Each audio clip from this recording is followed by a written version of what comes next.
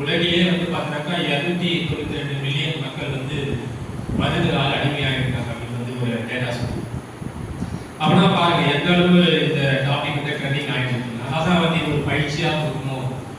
அதுவும் யாருக்கு பயிற்சி கொடுக்கணும்னாக்கா பள்ளியாளர்களுக்கு கொடுக்கணும். பள்ளியாளர்களுக்கு தான் அது வந்து சமுதாயத்துக்கே போய் சேரணும். அதுக்காக தான் இந்த பயிற்சியானது பண்ணுறோம்.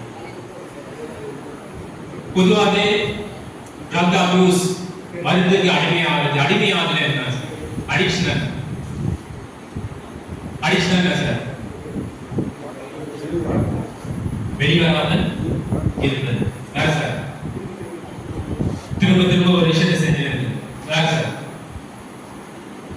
அடிக்ஷன் நாம் ஏதோ ஒரு வகையில அடிக்ஷன் ஆகிடும், அடிமைப்படுத்தும்.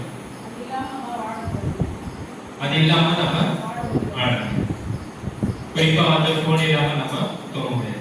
எழுந்து பார்க்கணும். அப்படி ஏதோ ஒரு அடிக்ஷன் இருக்கும். அது டீயா இருக்கலாம், காஃபியா இருக்கலாம், இல்ல வேற ஏதோ ஒரு பொருளா இருக்கலாம், அது நமக்கு கிடைக்கக்கூடிய பொருளா இருக்கலாம். இப்படி பல வகையில நம்ம வந்து சொல்லலாம். அடிக்ஷன் அப்படின்னாக்க திரும்ப திரும்ப நம்ம வந்து பயன்படுத்துறது, அதுதான் வந்து அடிக்ஷன் அப்படின்னு சொல்றாங்க. there are two types of addiction சொல்றாங்க. என்ன அடிக்ஷன் அப்படின்னாக்க சப்ஸ்டன்சஸ் ரிலேட்டட் அடிக்ஷன், இன்னொன்று வந்து பிஹேவியர் ரிலேட்டட் அடிக்ஷன் அப்படின்றாங்க.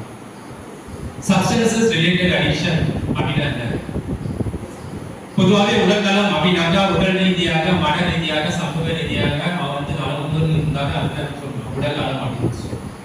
அப்ப அடிக்ஷன் அடிக்டட் அப்படின்னாக்கா அடிமை ஆகுற அப்படின்னாக்கா அது எந்த அளவுக்கு பாதிக்குது அந்த பேஸ் அடிப்படையில் தான் ரெண்டு வகையை சொல்றாங்க. ஒன்று வந்து சப்ஸ்டன்சஸ் ரிலேட்டட், இன்னொன்று வந்து பிஹேவியர் ரிலேட்டட்.